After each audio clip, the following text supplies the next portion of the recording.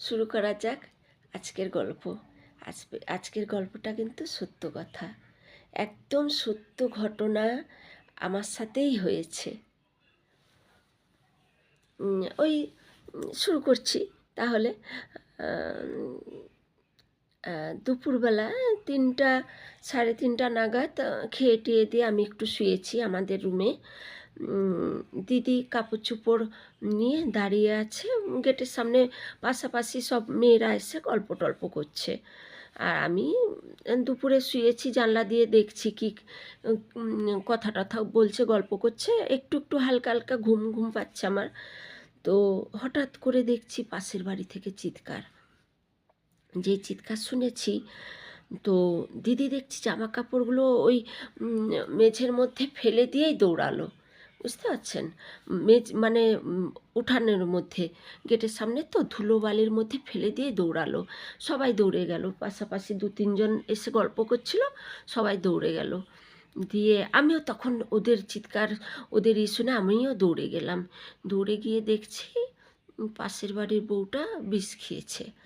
তো বিষ খেয়েছে, এবারে ওকে হসপিটালে নিয়ে যাওয়ার ব্যবস্থা করছে। আমার বাবার বাড়ি গ্রামে, তো গ্রামে তো চট করে গাড়ি পাওয়া যায় না, তবু সঙ্গে সঙ্গেই গাড়ি টাড়ি করে ওকে হসপিটালে নিয়ে গেছে। তো মারা গেছে। কান্নাকাটি হলো, দাহ করা হলো, শ্রাদ্ধ শান্তি হলো, সব কিছু হলো। যাই হোক, তো ভোলা যায় না। বৌদিটা খুব ভালো ছিল গো, আমাদের সবাইকে না ভাই ভাই বোন বোন করেই ডাকতো। আমাদের কিন্তু রক্তের সম্পর্ক না, গ্রামের ব্যাপার তো, মিলমিশ ছিল। পাশের বাড়ির বৌদি ছিল।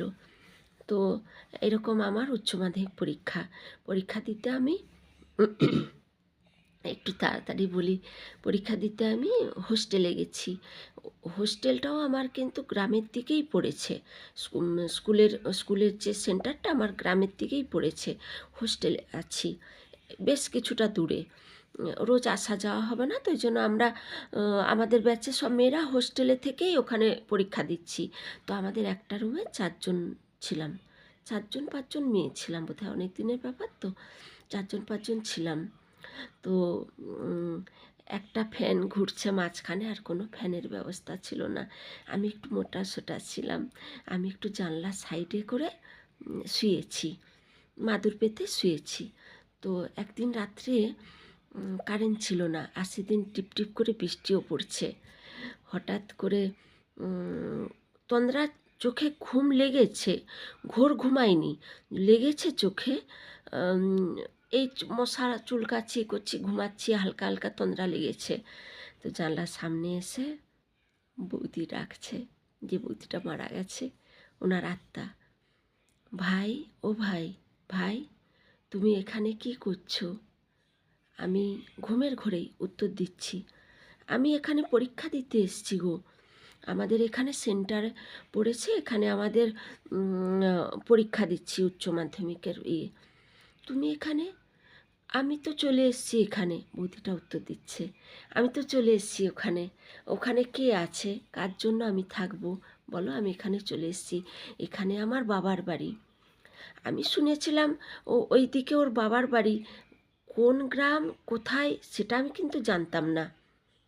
কিন্তু যার ঠিকানা দিল, পুরো গ্রামের নাম, বাবার বাড়ির সব আমাকে বলল। হয়তো আপনাদের বিশ্বাস হবে না, সত্যি হয়েছে, সত্যি। তো ঠিকানাটা বলল, বলার পরে যাই হোক, কান্না কান্নার গলার আওয়াজ পেলাম।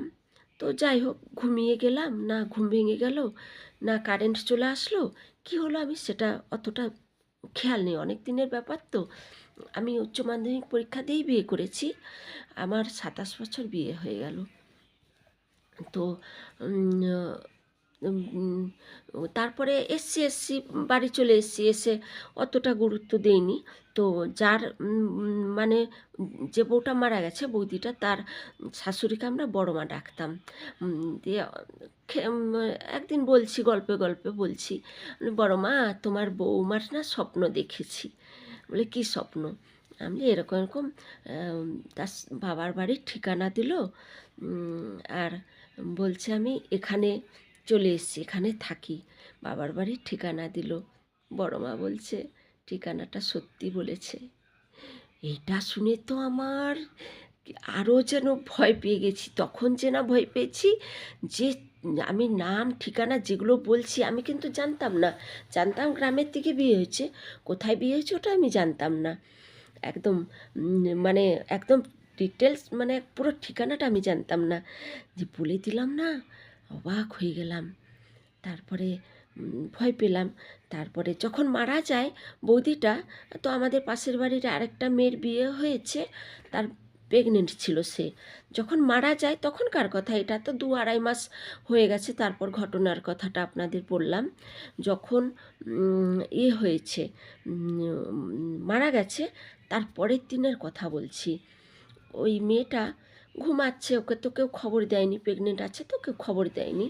খবর দেওয়া সম্ভব না, গ্রামের ব্যাপার, ফোন টোন অত ছিল না, চিঠি দিলে যেত হয়তো, জানি না, যাই হোক। তো ও স্বপ্ন দেখছে, বৌদি গিয়ে ডাকছে, ভাই ভাই, জানলা দিয়ে নাকি ডাকছে, ভাই ভাই আমি না মারা গেছি, আমি মারা গেছি জানো। ও উঠে কাঁদছে, করছে, না আমাকে আজই মানে ভোর হলেই তুমি আমাকে নিয়ে চলো, নিয়ে চলো। কাঁদতে কাঁদতে সে সত্যি সত্যি জোর করে জেদ করে এসছে। তাকে কিন্তু তার বাড়ির কেউ জানতো না ঘটনাটা, তাকে কিন্তু খবরও দেওয়া হয়নি।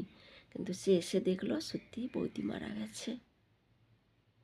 অবাক হয়ে গেলাম। এসব অবাক কথা আমার সাথে কেন এরকম হয়েছে জানি না।